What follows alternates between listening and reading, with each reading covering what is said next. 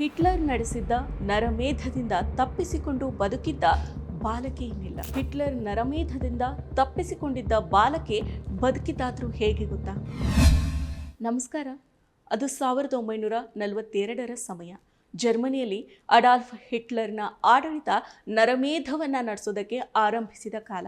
ಇಡೀ ಜಗತ್ತನ್ನೇ ಗೆಲ್ತೀನಿ ಅಂತ ಹಿಟ್ಲರ್ ತನ್ನ ನಾಜಿ ಪಡೆಯ ಜೊತೆಗೆ ನಾನಾ ದೇಶಗಳ ಮೇಲೆ ಆಕ್ರಮಣವನ್ನು ನಡೆಸೋದಕ್ಕೆ ಆರಂಭ ಮಾಡಿದ್ದ ಮತ್ತು ಎರಡನೇ ಮಹಾಯುದ್ಧ ನಡೀತಾ ಇದ್ದ ಸಮಯ. ಹಿಟ್ಲರ್ನ ನಾಜಿ ಪಡೆ ಫ್ರಾನ್ಸ್ನ ಪ್ಯಾರಿಸ್ಗೂ ನುಗ್ಗಿ ಯಹೂದಿಗಳ ನರಮೇಧವನ್ನು ನಡೆಸೋದಕ್ಕೆ ಆರಂಭ ಮಾಡಿತ್ತು. ಅಂದು ನಾಜಿಗಳ ನರಮೇಧದಿಂದ ತಪ್ಪಿಸಿಕೊಂಡು ಬದುಕುಳಿದಿದ್ದ ಅಂದಿನ ಬಾಲಕಿ ಈಗ 88 ವರ್ಷದ ಮಹಿಳೆ. ಇವರು ಕಳೆದ ವಾರ ಸಾವನ್ನಪ್ಪಿದ್ದಾರೆ. ಅವರೇ ಸೂಸೆನ್ ರಪ್ಪಪೋರ್ಟ್ ರಿಪ್ಟನ್. 1942ರಲ್ಲಿ ಸೂಸೆನ್ ಅವರಿಗೆ ಕೇವಲ 6 ವರ್ಷ. ಅವರು ತಮ್ಮ ಪೋಷಕರ ಜೊತೆಗೆ ಪ್ಯಾರಿಸ್ನಲ್ಲಿ ನೆಲೆಸಿದ್ರು. ಆದರೆ ಪ್ಯಾರಿಸ್ ಮೇಲೆ ನಾಜಿಗಳು ದಾಳಿಯನ್ನ ಮಾಡಿ ಭೀಕರ ನರಮೇಧವನ್ನ ನಡೆಸಿದ್ರು. ಆ ವೇಳೆ ಸೂಸೆನ್ ಅವರ ತಂದೆ ತಾಯಿಯನ್ನ ಬಂಧಿಸಿ ಆಶ್ವಿಟ್ಜ್ ಬಿರ್ಕೆನಾವ್ ಎಂಬ ಕುಖ್ಯಾತ ಹತ್ಯಾಕಾಂಡದ ಶಿಬಿರಕ್ಕೆ ಎಳೆದೊಯ್ಯಲಾಗಿತ್ತು. ಅದೃಷ್ಟವಶಾತ್ ಸೂಸೆನ್ ಅವರನ್ನ ನೆರೆಹೊರೆಯವರು ರಕ್ಷಣೆ ಮಾಡಿದ್ರು. ಅಂದು ಬದುಕುಳಿದ್ದ ಸೂಸೆನ್ ಅವರ ಬದುಕಿನ ದಿಕ್ಕು ಅಂದೇ ಬದಲಾಗಿತ್ತು. ಸೂಸೆನ್ ಅವರನ್ನ ಪಕ್ಕದ ಮನೆಯವರು ರಕ್ಷಣೆ ಮಾಡಿ ವಾರಗಳ ಕಾಲ ತಮ್ಮ ಅಡುಗೆ ಮನೆಯಲ್ಲಿನೇ ಬಚ್ಚಿಟ್ಟಿದ್ರು. ಯುದ್ಧ ಮುಗಿದ ಬಳಿಕ ಅವರನ್ನ ಇಂಗ್ಲೆಂಡ್ಗೆ ಸ್ಥಳಾಂತರ ಮಾಡಲಾಯಿತು. ಇಂಗ್ಲೆಂಡ್ಗೆ ಬಂದ ಸೂಸೆನ್ ಅವರು ಲಂಡನ್ನಲ್ಲಿ ಶಿಕ್ಷಣವನ್ನ ಪಡೆದ್ರು. ಇಷ್ಟು ಮಾತ್ರ ಅಲ್ಲ, ಸಮಾಜದಲ್ಲಿ ಸಕ್ರಿಯ ಸಾಮಾಜಿಕ ಕಾರ್ಯಕರ್ತೆಯಾಗಿ ತೊಡಗಿಸಿಕೊಂಡ್ರು.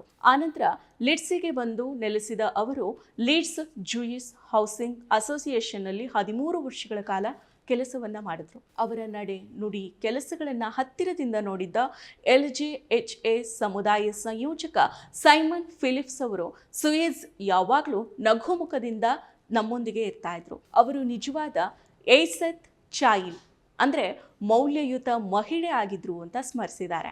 ಸೂಸೆನ್ ರಪ್ಪಪೋರ್ಟ್ ರಿಪ್ಟನ್ ಅವರು ತಾವು ನಾಜಿ ಆಕ್ರಮಣದ ಸಮಯದಲ್ಲಿ ಎದುರಿಸಿದ ಭೀಕರತೆಯನ್ನ, ನರಮೇಧದ ಕ್ರೌರ್ಯವನ್ನ ಜಗತ್ತಿಗೆ ತಿಳಿಸೋ ಕೆಲಸವನ್ನ ಮಾಡಿದ್ರು.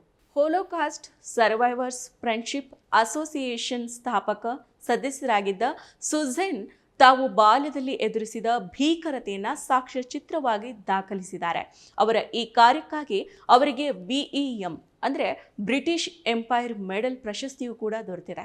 2025ರ ಜನವರಿಯಲ್ಲಿ ಲಿಡ್ಸೆನ್ನಲ್ಲಿ ನಡೆದ ನರಮೇಧ ಸ್ಮರಣ ದಿನದ ಕಾರ್ಯಕ್ರಮದಲ್ಲಿ ಸೂಸೆನ್ ಅವರು ಬರೆದ ಸಂದೇಶವನ್ನು ಓದಲಾಗಿತ್ತು. ಆ ಸಂದೇಶ ಅವರ ಕೊನೆಯ ಸಾರ್ವಜನಿಕ ಸಂದೇಶ ಆಗಿದೆ. ಈ ಸಂದೇಶದಲ್ಲಿ ಅವರು ತಮ್ಮ ಜೀವನದ ಕಥೆಯ ಜೊತೆಗೇನೆ ತಾಳ್ಮೆ, ಸಹಿಷ್ಣುತೆ ಹಾಗೂ ಮಾನವೀಯತೆಯ ಮೌಲ್ಯಗಳ ಬಗ್ಗೆ ಒತ್ತಿ ಹೇಳಿದ್ದಾರೆ. ಸೂಸೆನ್ ನಿಧನಕ್ಕೆ ಸಂತಾಪವನ್ನು ಸೂಚಿಸಿರೋ ಹೋಲೋಕಾಸ್ಟ್ ಸೆಂಟರ್ ನಾರ್ತ್ನ ನಿರ್ದೇಶಕ ಡಾಕ್ಟರ್ ಅಲೆಸ್ಯಾಂಡ್ರೋ ಬುಕ್ಕಿ ಸೂಸೆನ್ ಕೊಡುಗೆಗಳನ್ನು ನೆನೆಯುವುದರ ಜೊತೆಗೆ ಅವರ ಕೆಲಸಗಳನ್ನು ಮುಂದುವರಿಸ್ತೇವೆ ಅಂತ ಹೇಳಿದ್ದಾರೆ. ಸೂಸೆನ್ ಅವರು ಭಯಾನಕ ದುರಂತದ ನಡುವೆಯೂ ಸಾಮಾಜಿಕ ನ್ಯಾಯಕ್ಕಾಗಿ, ಶಿಕ್ಷಣಕ್ಕಾಗಿ ಹಾಗೂ ಒಗ್ಗಟ್ಟಿಗಾಗಿ ಕೆಲಸವನ್ನ ಮಾಡಿದ್ದಾರೆ. ಆ ಮೂಲಕ ಜಗತ್ತನ್ನ ಉತ್ತಮ ಹಾದಿಯತ್ತ ಮುಂದೊಯ್ಯಬಹುದು ಅನ್ನೋದಕ್ಕೆ ಸಾಕ್ಷಿಯಾಗಿದ್ದಾರೆ. ಅವರ ಜೀವನ ಗಾಥೆಯು ಯುವ ಜನರಿಗೆ ಸ್ಫೂರ್ತಿಯಾಗಲಿದೆ ಅಂತ ಬುಕ್ಕಿ ಹೇಳಿದ್ದಾರೆ. ಮತ್ತಷ್ಟು ವಿಶೇಷ ವಿಡಿಯೋಗಳನ್ನು ನೋಡಲು ಮತ್ತು ಹೊಸ ವಿಡಿಯೋಗಳ ಬಗ್ಗೆ ತಿಳಿಯಲು ಈ ದಿನ .com ಯೂಟ್ಯೂಬ್ ಚಾನೆಲ್ ಸಬ್ಸ್ಕ್ರೈಬ್ ಮಾಡಿ ಮತ್ತು ಬೆಲ್ ಐಕಾನ್ ಕ್ಲಿಕ್ ಮಾಡಿ.